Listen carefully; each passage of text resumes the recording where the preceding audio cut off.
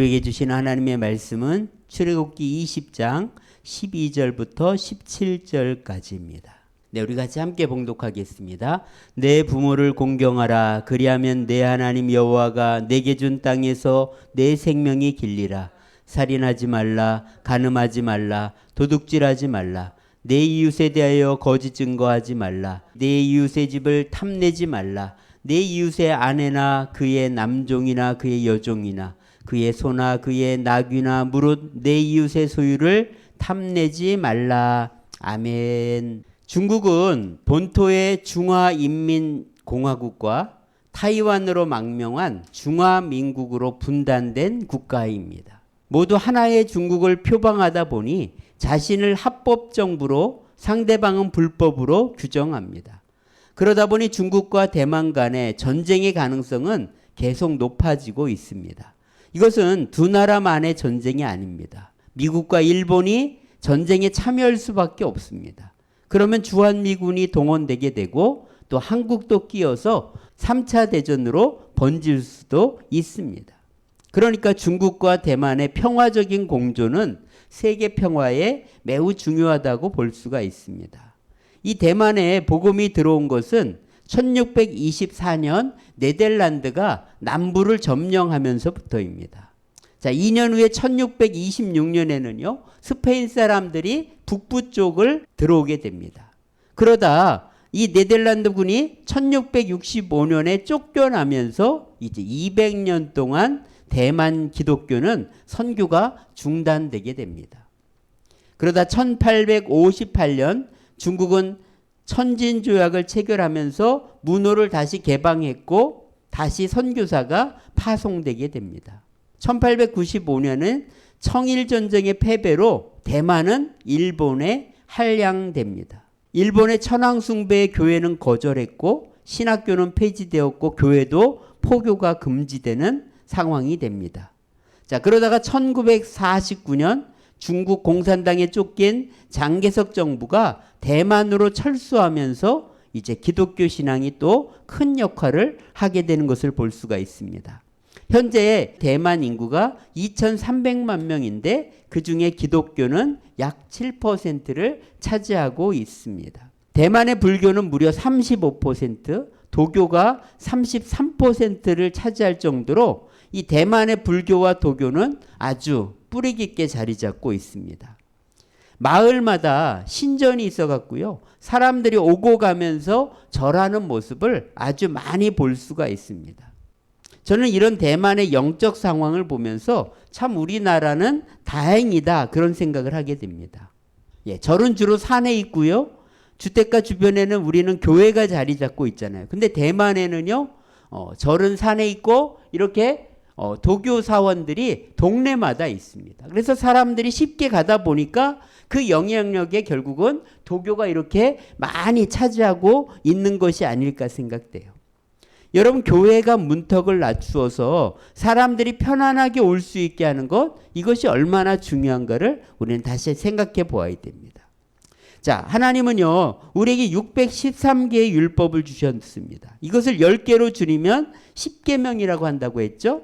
자, 그리고 이 10계명을 다시 크게 둘로 나누면 하나님 사랑과 이웃 사랑이라고 말할 수가 있습니다. 이래서 4계명은요, 하나님을 사랑하라, 하나님을 하나님으로 대접하라, 그것을 이야기하고 있습니다. 지난 주간에 유석경 전도사님이 쓴 당신은 하나님을 오해하고 있습니다라는 책을 읽었습니다. 서울대 불어불문학과를 졸업하고 사법고시 2차 시험을 준비할 때 아버지가 돌아가시고 말았습니다. 그 충격에서 벗어나기 위해서 유명학원 강사 일을 시작했는데 10년간 하게 됩니다. 2010년 이제 자기가 행복한 일에 올인하기 위해서 미국에 가서 신학 공부를 합니다. 이제 한국에 들어와서 전도사 인턴 과정을 하기 위해서 일을 시작했는데 그 주간에 대장암 말기라는 진단을 받고 맙니다. 길어야 1년밖에 살 수 없다는 말에 그녀는 수술 항암보다는 복음을 전하면서 살기로 작정을 합니다. 그래서 극심한 통증 중에도 열심히 복음을 전하다가 2016년 3월에 하나님의 부름을 받았습니다.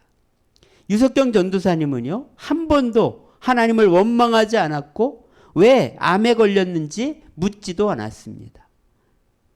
왜냐하면 우리 하나님은 이해해야 되는 분이 아니고 신뢰해야 하는 분이기 때문입니다. 그래서 그녀는 병 낫는 것이 목표가 아니라 하나님이 지으신 목적대로 사는 것이 중요하다고 말합니다.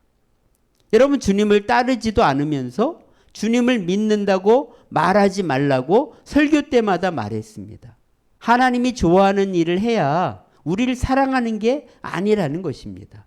하나님께서 그 무엇보다도 우리에게 원하시는 것은 하나님과의 친밀함이라는 것입니다. 여러분, 그래서 우리가 내가 원하는 기도만 하지 말고요, 하나님과의 친밀함을 위해서 우리는 기도해야 될 줄 믿습니다. 자, 우리 유석경 전사님이 가르쳐준 한번 기도를 가지고 한번 기도해 봤으면 좋겠습니다. 하나님, 저 하나님과 친해지고 싶어요. 하나님을 알고 싶어요.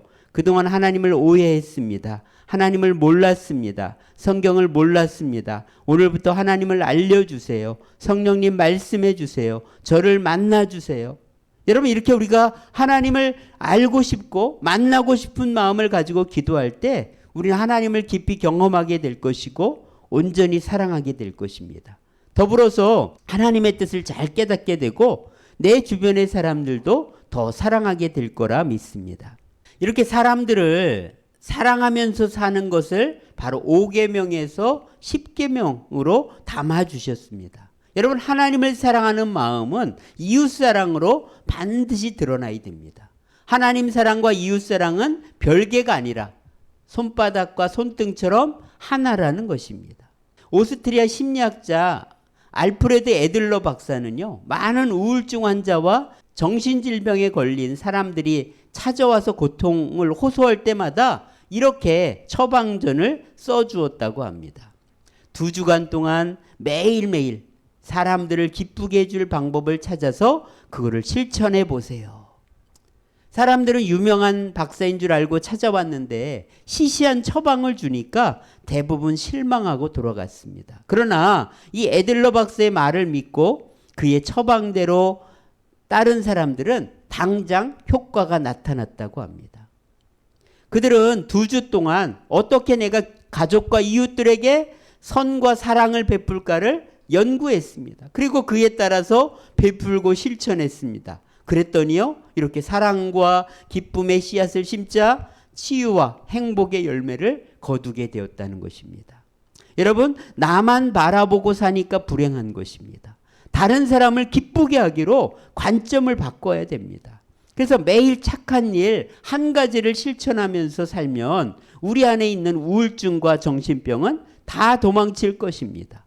행복을 주는 사람이 되었으면 좋겠습니다. 한번 따라해볼까요? 나는 행복을 주는 사람이다.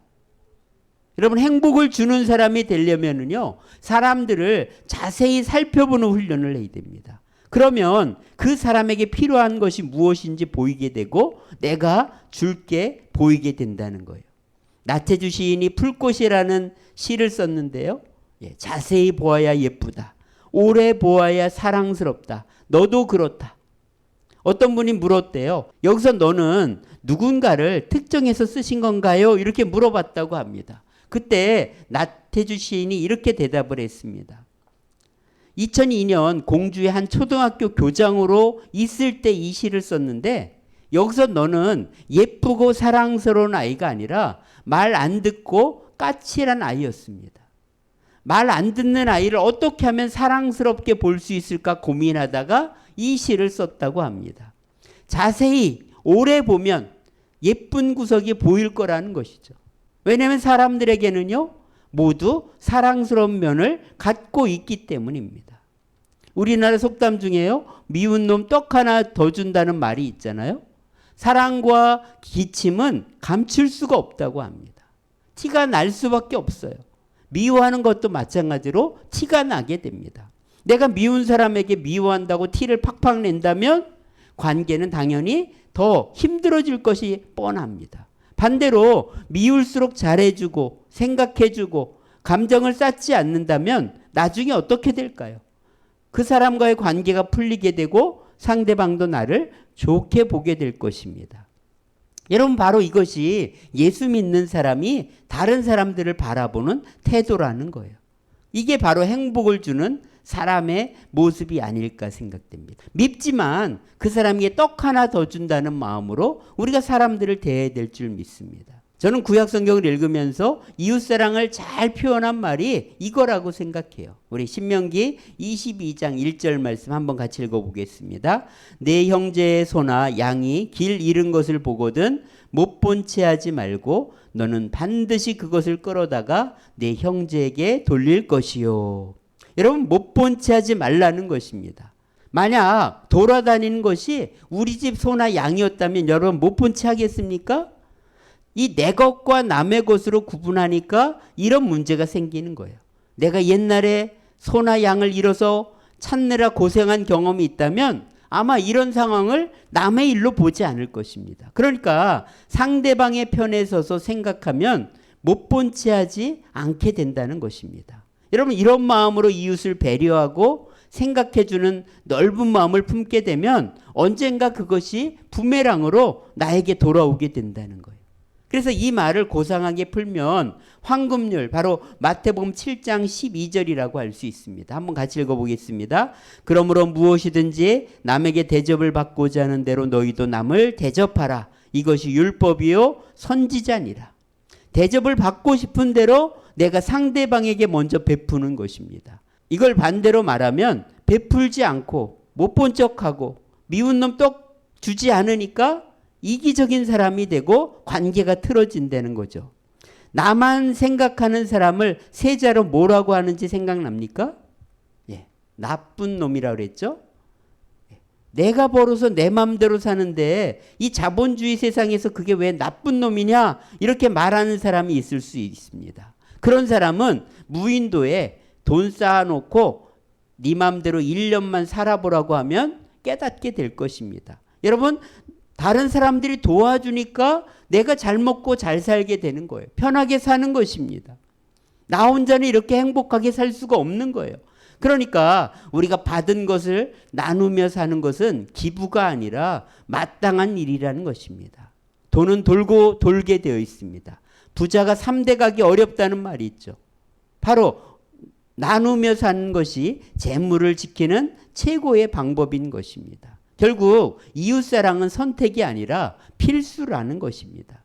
하나님을 사랑한다고 말하면서 이웃을 사랑하지 않는다면 그의 신앙은 잘못된 것이라는 것이죠. 자, 하나님이 이웃사랑을 6가지로 요약해 주셨는데요. 한번 살펴보면 첫 번째, 내 부모를 공경하라 그렇게 말하고 있습니다. 여기서 이 공경하라는 말은 존경한다, 경외한다는 뜻입니다.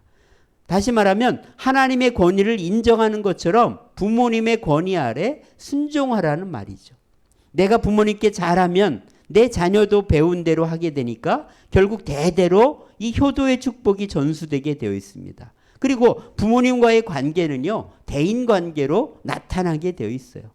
다시 말하면 사회생활을 배우는 곳이 가정이라는 것입니다. 자, 두 번째는요, 살인하지 말라고 했죠. 예수님은 형제들에게 노하고 욕하고 무시하는 것도 사람을 죽이는 것이라고 말씀하셨습니다. 여러분 우리는 사람들을 얼마나 많이 죽였을까요? 그래서 우리는요 말 한마디라도 늘 조심하고 사람들에게 사랑을 베풀어야 될 줄 믿습니다. 자, 세 번째는 간음하지 말라고 했어요. 예수님은 음욕을 품는 것도 죄라고 하십니다. 여러분 내 마음을 그래서 살피는 것이 중요해요. 음란을 주는 영상들은 멀리해야 됩니다. 다시 말하면 깨끗한 성윤리, 이것이 우리 신앙생활에 매우 중요한 것을 알아야 돼요. 솔로몬을 보면 알 수가 있죠. 자, 네 번째는요, 도둑질하지 말라고 말합니다. 이웃의 재산권을 보호해 주라는 거예요. 나는 물질의 청지기입니다. 내가 가진 건 다 내 것이 아니에요. 하나님의 것과 내 것과 이웃의 것이 있습니다. 그래서 우리가 물질을 잘 관리하면서 살아야 됩니다. 자, 다섯 번째는요, 이웃에 대해서 거짓 증거하지 말라고 말합니다. 거짓말하지 말라는 거예요. 여러분 이 거짓말은 마귀로부터 오는 것입니다.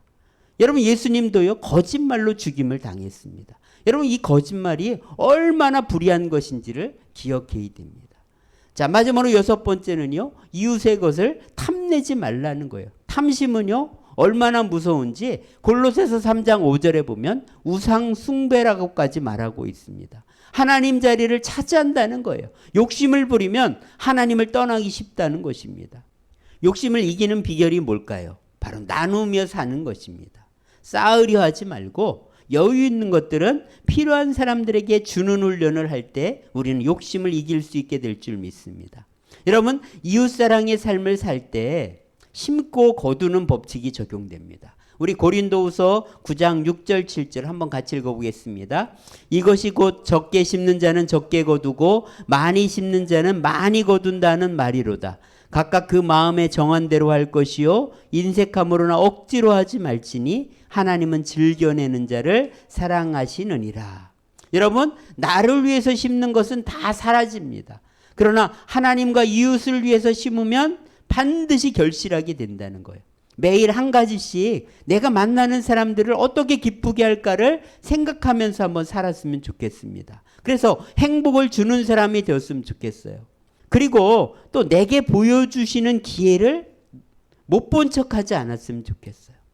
또 미운 사람에게 떡 하나 더 주는 마음으로 살았으면 좋겠습니다. 이렇게 내가 받고 싶은 대로 먼저 주는 삶을 살면 우리는 행복해질 수밖에 없고요. 우리의 삶에 큰 축복이 임할 수밖에 없습니다. 그래서 이렇게 살 때 하나님의 큰 사랑이 내게 더 충만하게 경험되고 또 우리의 삶이 더 행복해진 삶이 될 줄 믿습니다. 기도하겠습니다. 하나님 아버지 감사합니다. 하나님을 잘 섬기는 것, 그것은 바로 이웃을 잘 섬기는 것임을 알게 하시고 정말 미운 사람 떡 하나 주는 마음으로 정말 행복을 주는 사람으로 매일 착한 일 한 가지씩 하는 하나님 이런 믿음의 삶을 살아가도록 도와주시옵소서. 그래서 나를 통해서 많은 사람들이 하나님의 큰 사랑을 경험하게 하여 주옵소서. 아버지, 오늘도 하나님 앞에 드린 우리의 예물을 기쁘게 받아주시고 하나님 큰 열매로 하나님 복을 내려 주시옵소서. 우리 구주 예수님의 은혜와 하나님의 크신 사랑과 성령의 충만 인도와 함께 하심이 나누는 삶을 살기로 소원하는 우리 모두에게 이제로부터 영원까지 함께 하시기를 간절히 축원하옵나이다. 아멘.